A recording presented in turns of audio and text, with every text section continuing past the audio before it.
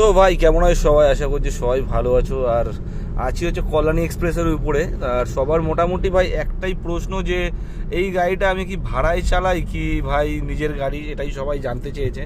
তো তাদের উদ্দেশ্যে বলি ভাই এই গাড়িটা আমি মেনলি চালাই অ্যাকচুয়ালি আর কি ভাড়া হিসেবেই। মানে কীরকম ভাড়া আমি তোমাদের বলে দিচ্ছি। মানে মাসে 3টে ছুটি আছে, সেটার কোনো পয়সা দিতে হয় না। আর বাদ বাকি দিন তোমার সকাল 7টা থেকে সন্ধ্যা 7টা অবধি আমার কাছে থাকে। আর ভাড়া হচ্ছে 600 টাকা করে পার ডে। তার মধ্যে তেল খরচা আমার আছে, তেল মানে গ্যাস খরচা আমার আছে, আর পেট্রোল মাঝে মধ্যে ভরতে হয় 100 টাকা করে দুদিন অন্তর অন্তর।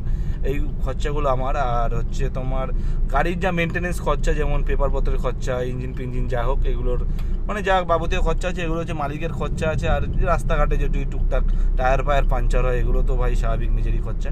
তো এরকম হিসাবেই চলছিল গাড়িটা। কিন্তু প্রবলেম হচ্ছে ভাই একটাই, এই গাড়িটা দুজন মিলে চালানো হয় প্রত্যেক দিন। গাড়িটা মোটামুটি 300 থেকে 350 কিলোমিটার ভাই, মাঝে মধ্যে 400 কিলোমিটারও রান করে। আবার কিছু কিছু দিন 250-300 হয়, বাট 200-250 উপরে চলে ভাই পার ডে।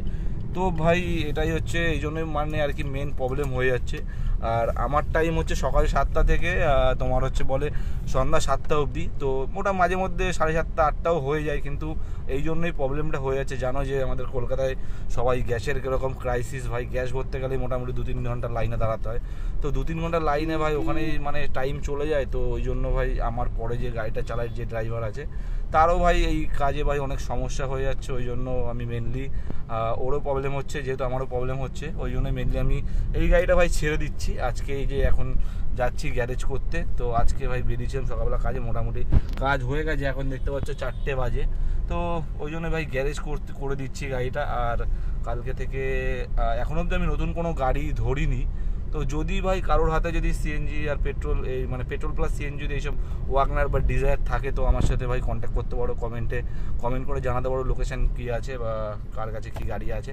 যদি হয় তো সেই বেসিসে যদি পোষায় তাহলে অবশ্যই ভাই কন্ট্যাক্ট করে চালাবো। তো এটুকুই বলার ছিল। তো আজকের মতো টাটা ভাই, দেখা হচ্ছে আবার নতুন গাড়ি ধরে কাজে বেরোবো, তারপর থেকে আবার তোমাদের সাথে ভাই ভিডিও শেয়ার করব। তো টাটা, আপাতত এখান থেকে দেখা হচ্ছে সামনের কোনো ভিডিওতে।